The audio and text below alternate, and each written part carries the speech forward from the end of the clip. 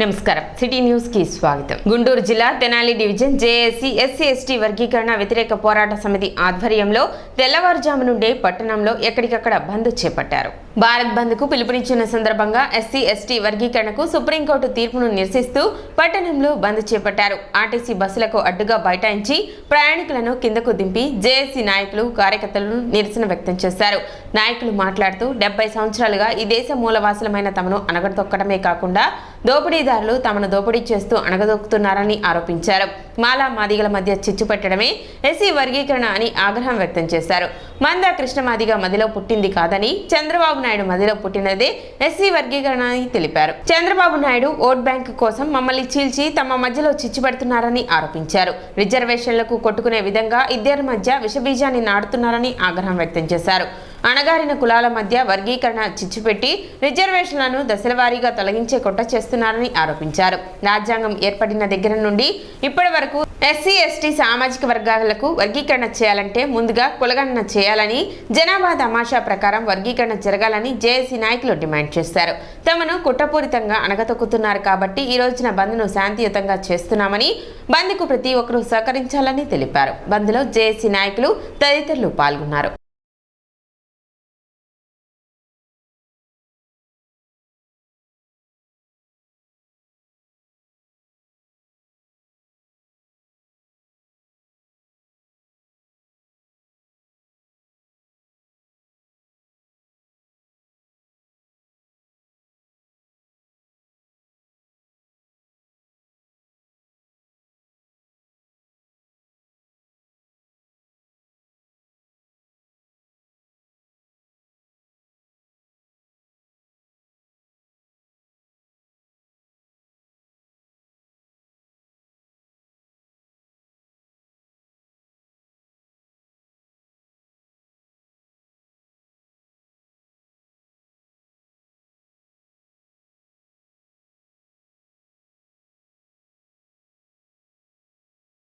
బంద్ ఎందుకు పాటించాల్సి వస్తుందంటే ప్రతి సామాన్య ప్రజలకు కూడా తెలియాలి.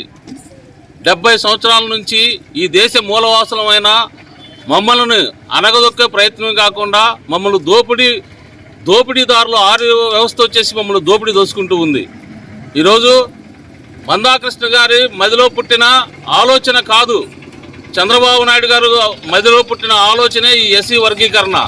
ఈరోజు క్రిమినల్కి అంగీకరిస్తున్నానంటున్నాడు. అసలు మరి కులాల మధ్య ఎలా మాది కానీ ఎందుకు విభజన చేసావు? 30 సంవత్సరాల నుంచి నువ్వు ఎందుకు ఉద్యమాలు చేసావు? ఉద్యమం ఫలితం ఏంటి? ఇవాళ ఈ ఆంధ్రప్రదేశ్ తెలుగు రాష్ట్రాల్లో క్రిస్టియన్ మాదిగా అని బీసీసీ కింద మమ్మల్ని రిజర్వేషన్లకు దూరం చేసావు. 90% మేము ఎస్సీలు క్రిస్టియన్స్గా ఉంటే మీ గుళ్ళోకి రానికపోతే, మీ బడుల్లోకి రానికపోతే ఆదరించి మేము వేరే తీసుకుంటే మీకు మత స్వేచ్ఛ లేదని చెప్పేసి రిజర్వేషన్స్ని తీసివేశారు. దీని మీద మందాకృష్ణ ఉద్యమం ఎందుకు చేయలేదు? మరి ప్రొఫెసర్ వినోద్ కుమార్ లాంటి మాదిగ మేధావులు ఎంతమందో 25% ఉన్న ఈ దేశ ఎస్సీ జనాభాకి 15% ఇస్తున్నారు. ఒక క్రిమిలేర్ అనే విధానం, ఒక మున్సిపాలిటీలో పాకి పని చేసుకునే పిల్లలకు కూడా మీకు చదువుకునే హక్కు లేదంటున్నారు. మరి ఎవరైతే మీరు ధనికులు ఉన్నారో, ఎవరైతే అగ్రవర్ణ వాళ్ళు ఉన్నారో మీరు 5% ఉండి 10% రిజర్వేషన్స్ ఈడబ్ల్యూఎస్ కింద తీసుకుంటున్నారే. ఈరోజు మెడికల్ కాలేజీలో 550 సీట్లు వచ్చిన నా కూతురు సీటు రాలా, 330 వచ్చిన ఓసీ క్యాండిడేట్కి ఈడబ్ల్యూఎస్ కింద సీట్ వచ్చింది. అర్థం చేసుకోండి ఏం జరుగుతుందో. మమ్మల్ని అనగదొక్కే కుట్ర చేస్తూ ఉన్నారు కాబట్టి ఈరోజు దేశవ్యాప్తంగా బీఎస్పీ కానివ్వండి, బీమార్బీ కానివ్వండి, వీసీకే పార్టీ కానివ్వండి, మా 105 మంది మాదిగ కులస్తులైన ఎంపీలు పిలుపునిచ్చారు. అర్థం చేసుకోండి. ఇవాళ మందాకృష్ణ గారు ఆయన మదిలో పుట్టింది కాదు.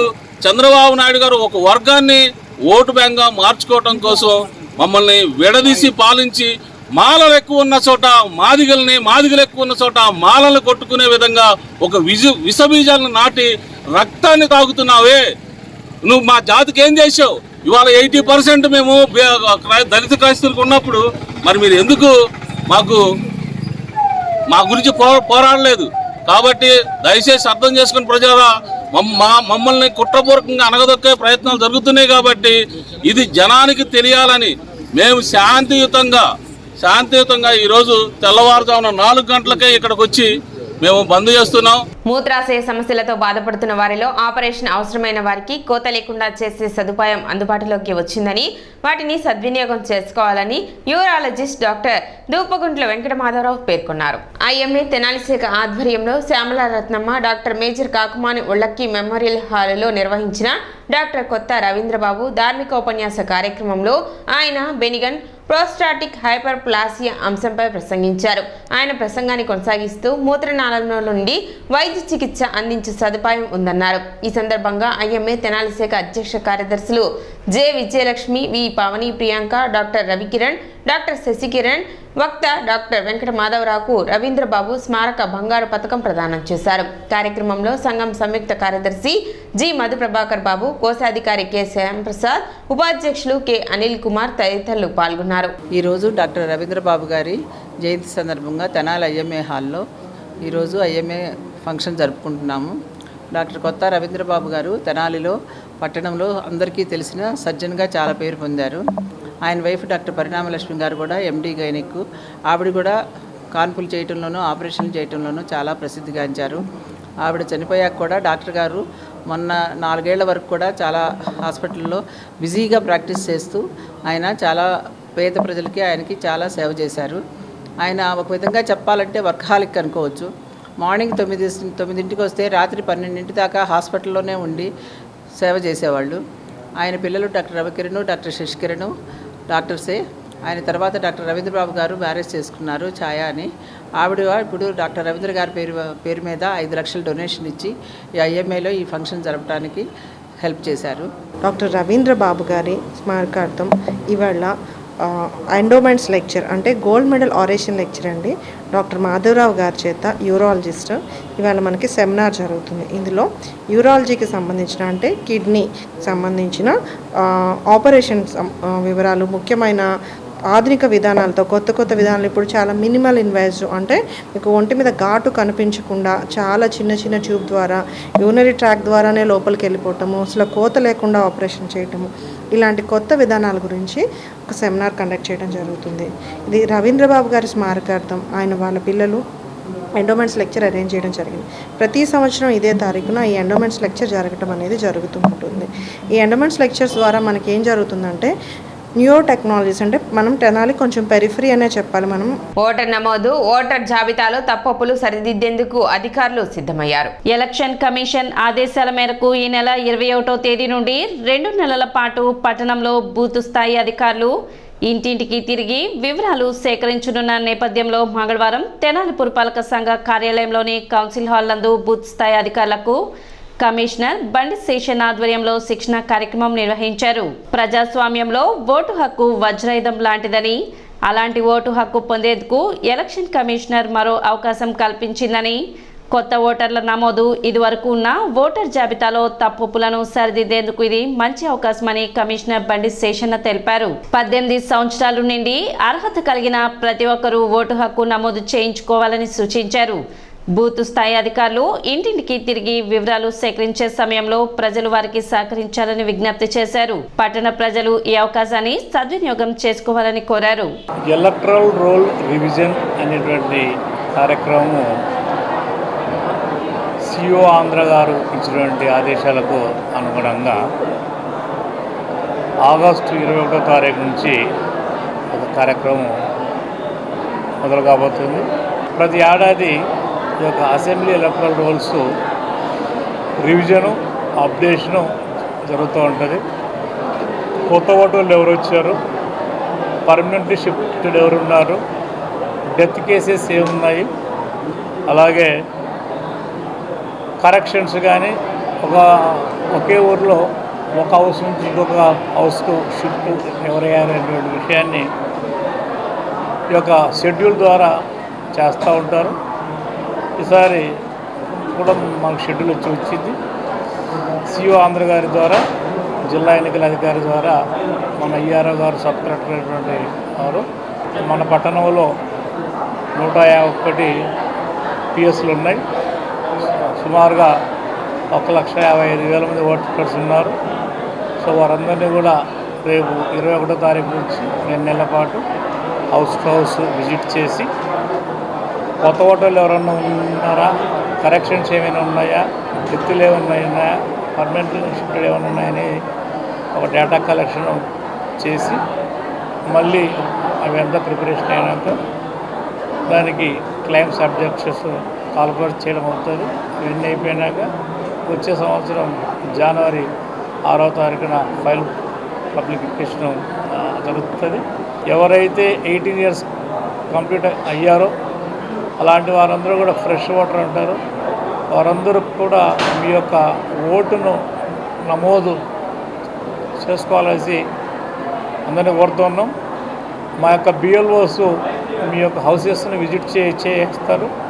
చేసినప్పుడు వారు అడిగిన సమాచారాన్ని ఇవ్వండి.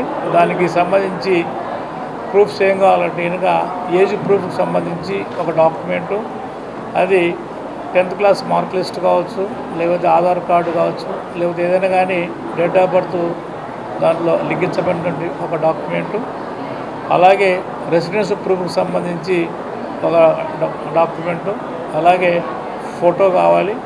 ఈ యొక్క 3 ఇస్తే కనుక మీ యొక్క అర్హతను బట్టి ఎలిజిబిలిటీ బట్టి వీళ్ళు ఎన్రోల్ చేయడానికి అవకాశం ఉంటుంది. కాబట్టి ఈ విషయాన్ని గమనించండి. ఈ నెల 27వ తేదీ పట్టణ కొత్తపేటలోని ఎన్జీఓ కళ్యాణ మండపంలో డిఎస్సి అభ్యర్థులకు అవగాహన సదస్సు నిర్వహించనున్నారు. ఐక్య ఉపాధ్యాయ ఫెడరేషన్ మరియు జన విజ్ఞాన వేదిక సంయుక్త ఆధ్వర్యంలో నిర్వహించనున్న ఈ కార్యక్రమానికి ఎమ్మెల్సీ కెఎస్ లక్ష్మణరావు పాల్గొని పరీక్ష విధి విధానం, ఏ విధంగా చదవాలి, ఏ పుస్తకాలు చదవాలి అనే విషయాలపై తెలియజేస్తారని నిర్వాహకులు తెలిపారు. అనుభవజ్ఞులైన ఉపాధ్యాయ బృందంచే పలు సూచన సలహాలు ఇవ్వనున్నట్లు చెప్పారు. సదస్సులో పాల్గొన్న విద్యార్థులకు 120 పేజీలతో కూడిన మెటీరియల్ ఉచితంగా అందజేయడం జరుగుతుందని, 21వ తేదీ సాయంత్రం 5:30 నుండి 8 గంటల వరకు జరిగే కార్యక్రమాన్ని డిఎస్సి అభ్యర్థులు సద్వినియోగం చేసుకోవాలని కోరారు. వివరాల కోసం 9440452406 నెంబర్ను సంప్రదించాలని కోరారు. సమావేశంలో ఎండి గై సుద్దౌలా, టిఎస్ఎన్ఎల్ మల్లేశ్వరరావు, అహ్మద్ హుసేన్, కామాక్షి, సాంబశివరావు, అమీర్ శెట్టి శ్రీధర్, అంగిరెక్కుల ఉమామహేశ్వరరావు, కుర్రా శ్రీనివాసరావు, బసవేశ్వరరావు, సౌజన్య, ప్రదీప్ తదితరులు పాల్గొన్నారు. ఆగస్టు 21వ తేదీన అంటే బుధవారం రోజు మరి మన రాష్ట్రంలో మెగా డిఎస్సిని ప్రకటించనున్న నేపథ్యంలో డిఎస్సికి సంబంధించి ఒక అవగాహన సదస్సును మన తెనాలిలో ఉన్నటువంటి కొత్తపేటలో ఉన్న ఎన్జిఓ కళ్యాణ మండపంలో ఏర్పాటు చేయడం జరుగుతుంది. మరి డిఎస్సికి సంబంధించి ఎలా ప్రిపేర్ అవ్వాలి, ఏ మెటీరియల్ ఉపయోగించాలి, ప్రశ్న విధానం ఎలా ఉంటుంది తదితర అంశాలను చర్చించడానికి మన గౌరవ ఎమ్మెల్సీ గారు శ్రీ కెఎస్ లక్ష్మణరావు గారు మరియు వారి ఆధ్వర్యంలో నిపుణులైనటువంటి అధ్యాపక బృందం హాజరు కానున్నారు.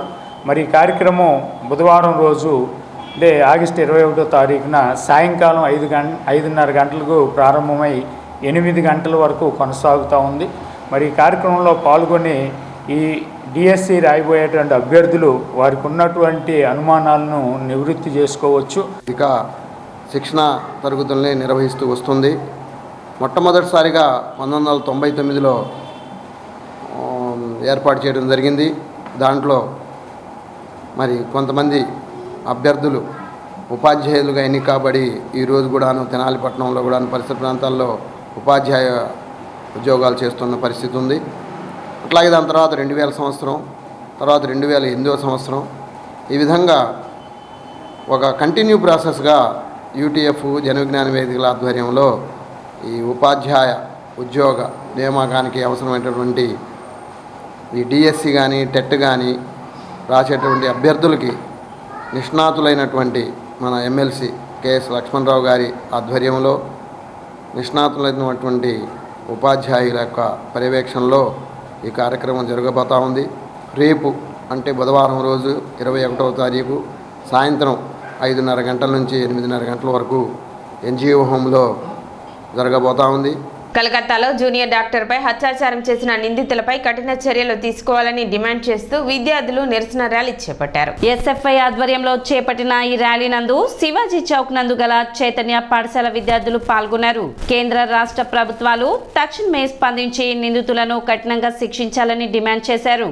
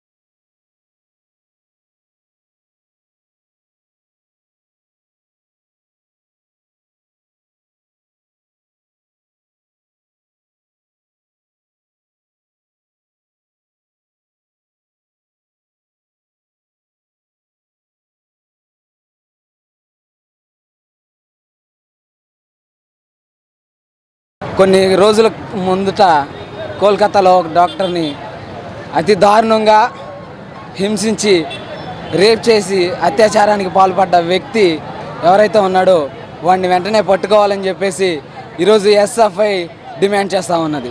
అలాంటి అత్యాచారాలు ఈరోజు చూసుకుంటే చాలా ఎక్కువగా జరుగుతూ ఉన్నాయి. ఆడపిల్లలకు భద్రత లేకుండా పోతుంది.